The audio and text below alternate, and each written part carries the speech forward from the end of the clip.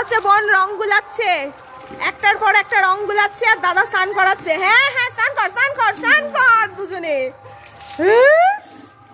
এই রং খেলা হচ্ছে। দুই নীল ভূত আরো গুলা পারলে। আর ওখানে দেখতে পাচ্ছ ছাই, তার কারণে ন্যাড়া পোড়া হয়েছে না।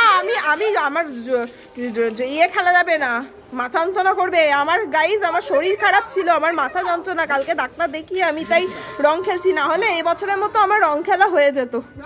এইদিকে দেখো, হ্যাঁ দেখো আমি বলেছি আমাকে জল রং মাখাতে না, আবির মাখাও, সবাই হ্যাপি হই।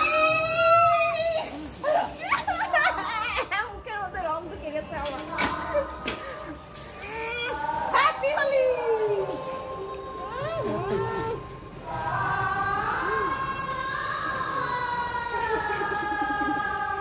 বাবা সেরা রং খেলা।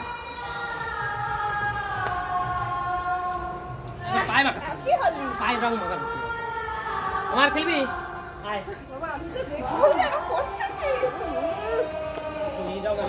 দাঁড়া, পটল রং নাকি? রং খেলতে গিয়ে আমার কানের খুলে গেছে।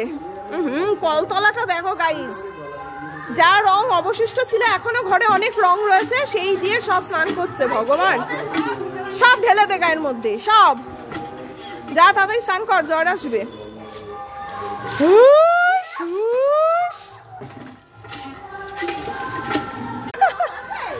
শুনটু স্নান হয়ে গেছে। দে দে দে দে।